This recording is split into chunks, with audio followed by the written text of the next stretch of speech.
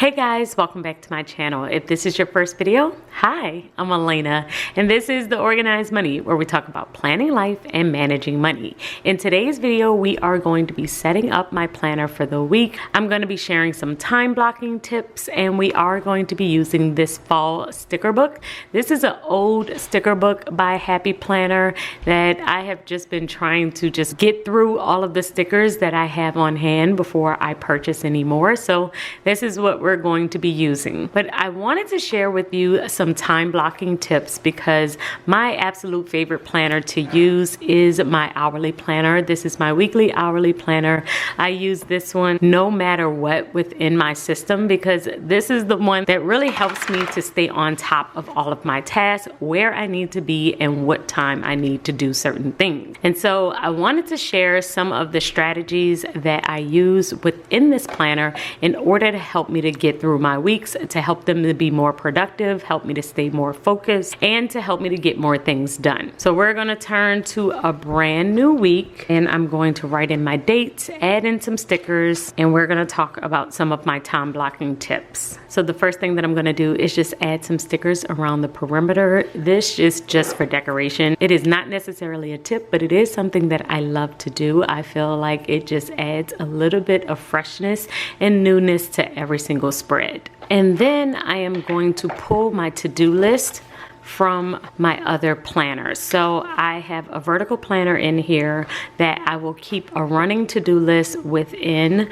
so that I can see what's coming up for the very next week. So even though I haven't set up my weekly hourly planner, I do have a running to-do list where I will just brain dump anything that I need to do. So this helps me before I have set up my actual plans for the week. So I'm gonna jot down everything that I have already done and also start to jot down the different things that I haven't done yet, but I need to do. So we could start with my sidebar. On my sidebar, I'm just going to add in all of the videos that I'm going to film this week and anything else that I need to do. So the first thing that I like to do on my sidebar is write in the top things that need to be accomplished this week.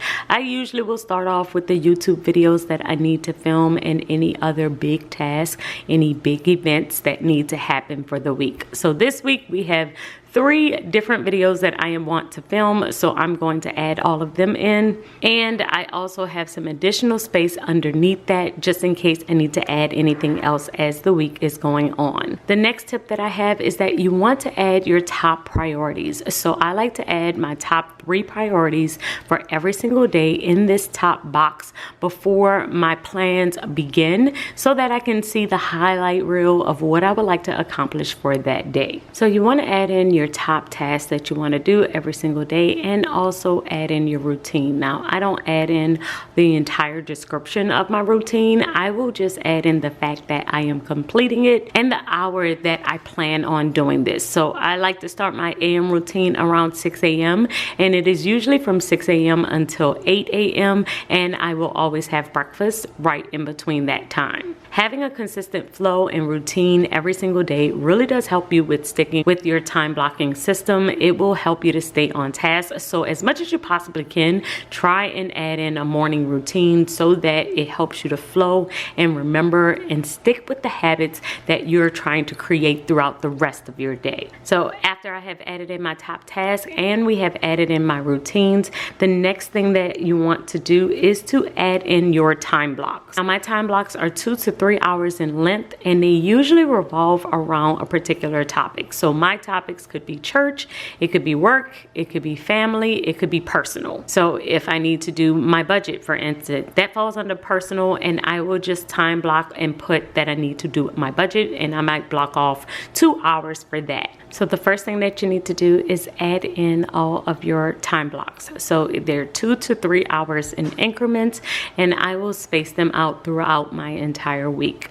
The next thing that I am going to do is also add in white space. So I don't add in time blocks for every single moment of the day. There are spaces, there are breaks in between where I might have 15, 20 minutes, 30 minutes, an hour here and there throughout my week, just in case something goes over. This really helps me to not plan out every single moment of the day, because if you do that, then more than likely you won't be able to stick to your time blocks. Things are constantly happening within my day that kind of throws me off. Somebody will call, I will get sidetracked, something will happen with the kids, and then I won't be able to stick to my time block as I have listed it. However, because I have white space and I have a little bit of breathing room within my time blocks, it makes it much easier for me to catch up. So make sure that you're adding in that white space, especially when we're thinking about commuting time. If there are times where you have to actually leave your home,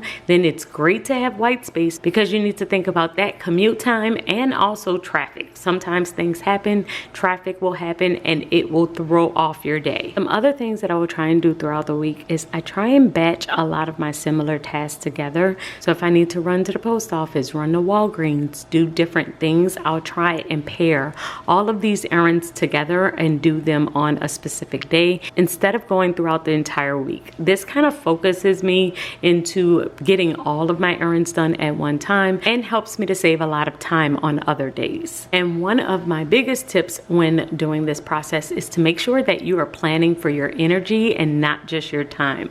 Yes, we are mapping out your time, but just because you have time to do something does not mean you have the energy to do it. Can't tell you how many times I have added things into my planner only to realize that I was too exhausted at the time that I had scheduled it to actually do it. So now I try and mark off my most important tasks like filming at the very top of my day so that I get it done early on when I know I'm going to have a lot of energy. And then I will save other tasks like checking my email toward the end of the day because I don't need as much energy to finish or complete that task. Here is my planner for the week. We are all set up and ready to go. As you can see, last week I didn't use that many stickers, so I'm happy to add a few throughout this spread. And as I go throughout the week, I will add more things. As you can see from this week compared to this one, it's not as full. So as I kind of go, I just kind of jot things in and I will adjust as I need to. If I need to adjust anything, I will usually write it in red